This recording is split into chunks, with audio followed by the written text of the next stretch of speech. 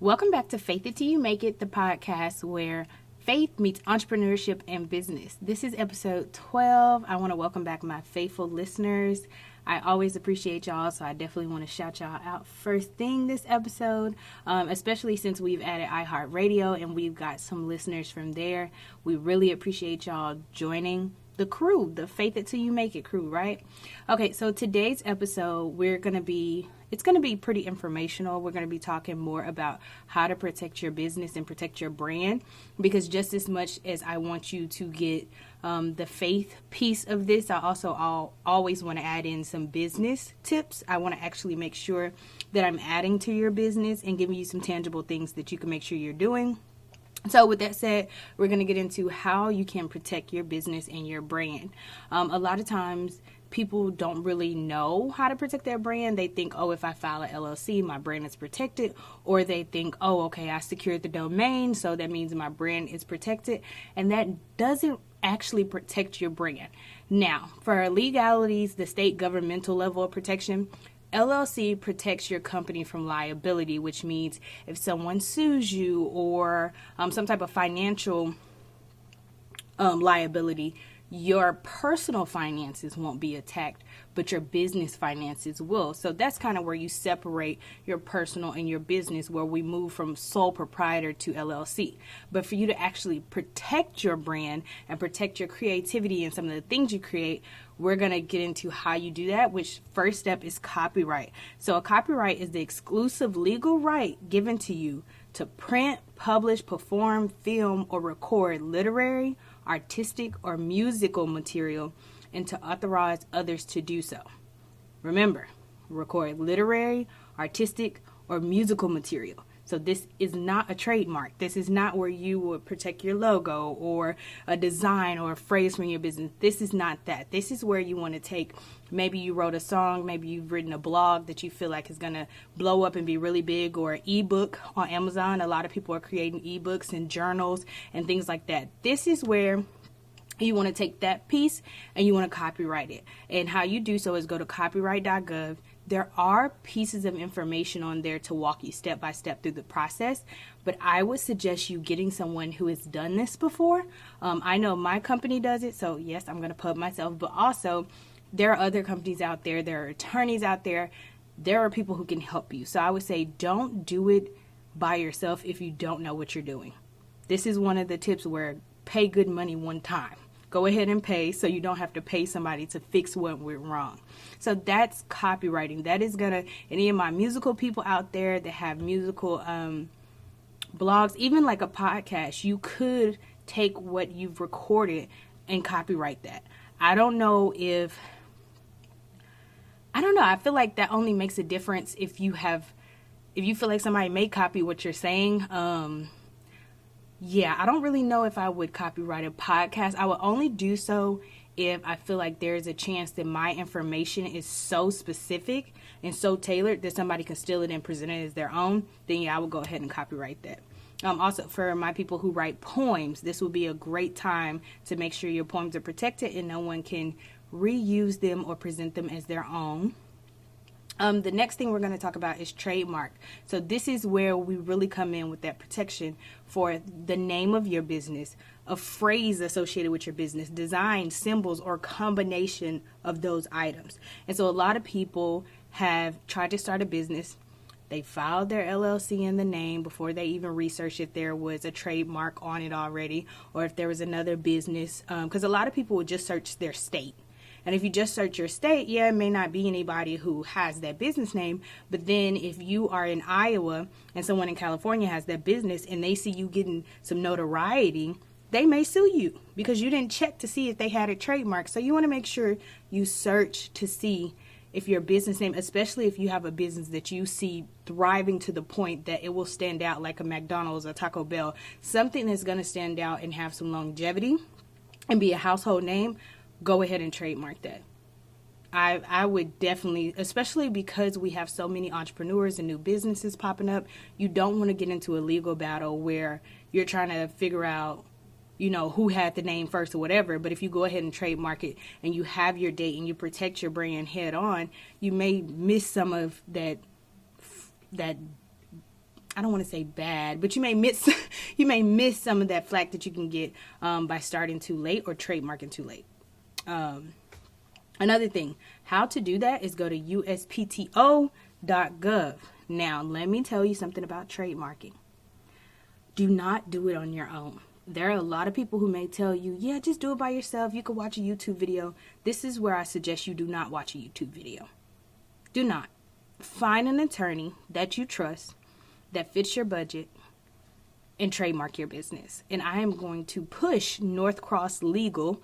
They are out of Dallas, Texas. I will put their web address in my in the description of the podcast so you can go. But North Cross Legal, if you are looking to trademark your business, go to North Cross Legal. Period. Okay, so next is a patent. So a lot of people sometimes get trademarks and patent mixed up because they're trying to figure out, some of them say like, oh, I have this food brand, can I patent it? Well, unless you've come up with a recipe or a new meat or something crazy, you really want to trademark your business. I wouldn't say patent your business. A patent is the sole right to exclude others from making, using, or selling an invention. So this is if you create a new form of the USB that's not like nothing like what you've seen before, or if you come out with a new skincare tool that has like UV rays or something in there, something like that, an invention that hasn't been created yet and that is going to be like one of a kind, you want to get that patent. Almost like if you are a natural hair, I am a natural hair girl. And so at one point there were a lot of brushes coming out, and one company, they were smart enough to patent their brush because it spreads out as a comb, but the bristles are in the form of a brush. That's something you want to patent. That's something that hasn't been done before. So that's what a patent is going to do. Again, North Cross Legal, Dallas, Texas, but they serve people everywhere. And I'm not getting paid to say this. I'm telling you someone I trust personally. So I will make sure I put their web address in the description box because I do not want you to miss out on the opportunity to secure and legalize your business to the point of protection. Not just filing an LLC, not just filing a DBA with your city or your county. I want you to actually have your business and your brand protected because as we see, so many people right now, they have the issue of someone stealing their idea. And the only way to really protect your intellectual property is going to be that patent. Next, the tech and web space, how you can protect yourself. So one, of course, we know is the domain. That is saving or creating and paying for securing your web address. I will also suggest that similar web addresses you may want to purchase too, especially if you get them cheap. On GoDaddy, you'll usually find that you can get your first one or your first year of a domain for 99 cents. After that, it's probably around $20 a year, but it's still not bad. So if you know your brand is going to be something amazing, go ahead and secure that domain. Even if you don't know, because for 99 cents, I'd rather be safe than sorry. So go ahead. If you have a business idea you're even thinking of and you know it may come to pass, go ahead, secure the domain. Now, that's not something, if you haven't really started and you don't see the business going super far, it may just be something you do seasonal to make a couple bucks. I don't know if I would trademark that if it's not something you see really blowing up or something you're passionate about, because there's a long process in trademarking. It can be costly. So I want you to keep in mind, don't just go trademark anything. Now, if God's giving you an idea and he's blown something up in your head and he's telling you, hey, go do this, go get that trademark, because you want to trust what he says over, sometimes our small way of thinking of, oh, this is going to be something small, and then God blows it up. So definitely if it's a God idea, pray about it, go get it trademarked. Spend the money. It's worth the investment to make sure your business and your brand is protected.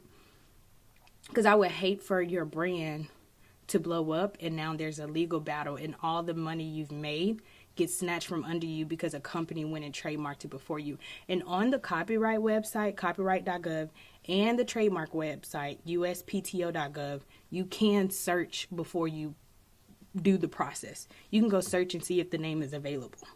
So that's something I would do. And you may want to get an attorney's advice on searching for a trademark, because you want to make sure you search every genre and you don't just search like in one place. You want to search all of it to make sure you're crossing your T's and dotting your I's. So the next is social media in the tech web space. Usernames. So I would go ahead, if you have a brand or a business you really see going far, I would go ahead and secure those social media usernames. And I would even secure similar names, like names that may be very close to yours, because I feel like people would try to, that's when you kind of see like hackers or people making fake pages of the brand's page. And so if you can go ahead and secure some of those, I would. I mean, it's free. It doesn't cost to secure a username on social media. So on Facebook and Instagram, TikTok, I would go ahead and do that.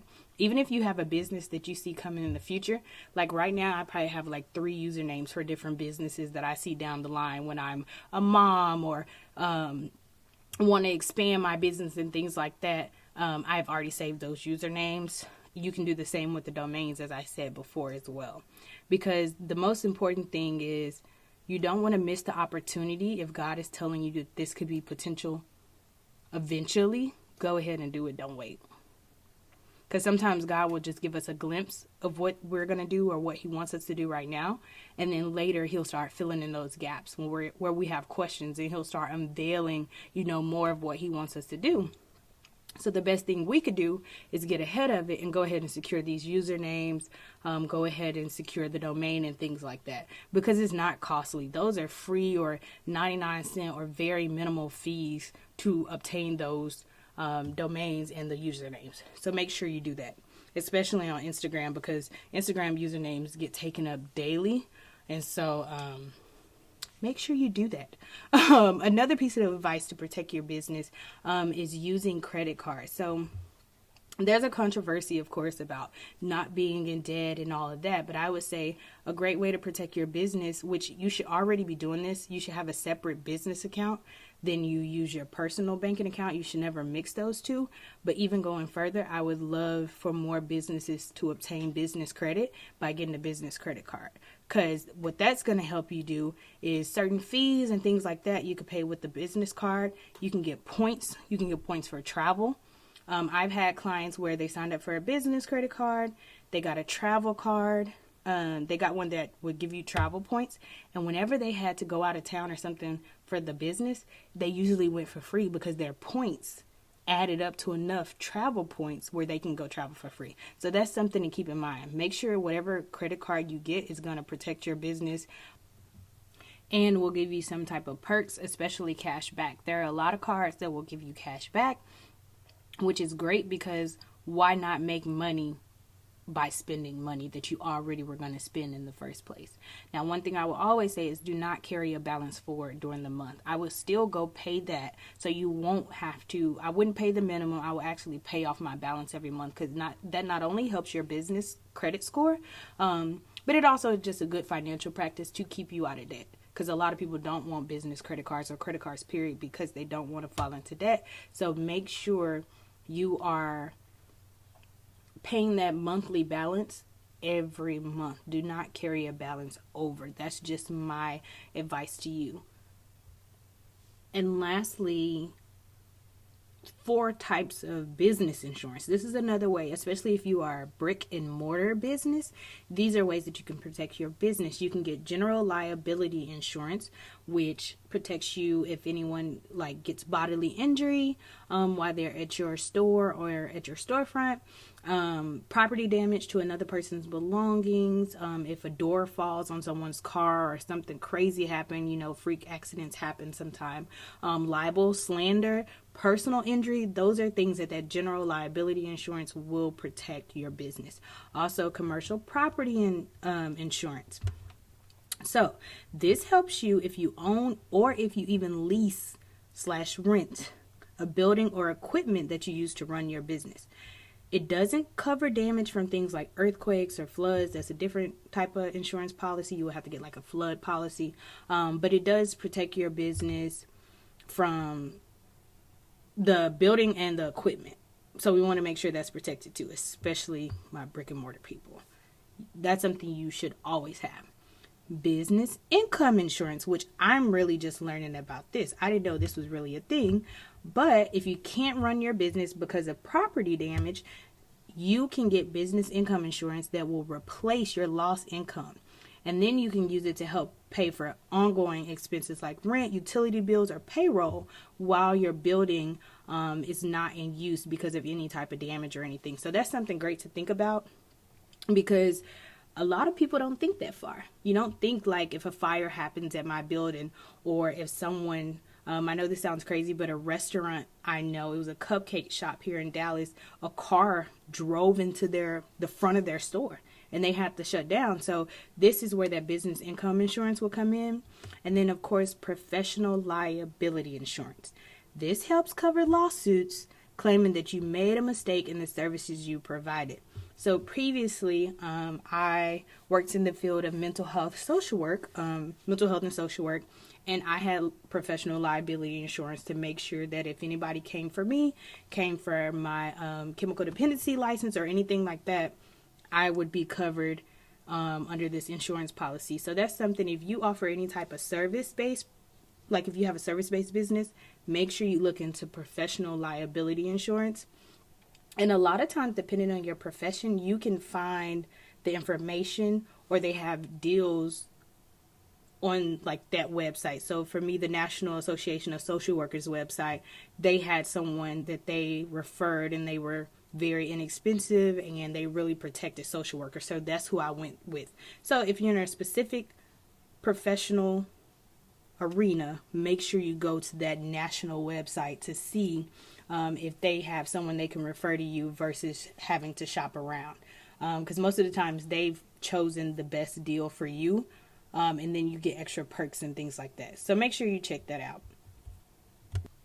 Oh, and I forgot one of the important ones, and this is for my bosses. So if you own a brick and mortar, if you own a company where you have a lot of employees, workers' compensation insurance. Do your employees a solid and get some workers' comp insurance, because that's going to give your employees benefits. So if they get hurt or sick from their job, they can pay for their medical bills. It can replace most of their lost wages if they miss work because they have to recover. It can cover funeral costs or anything related to injury or illness. And it can also pay for ongoing care like physical therapy.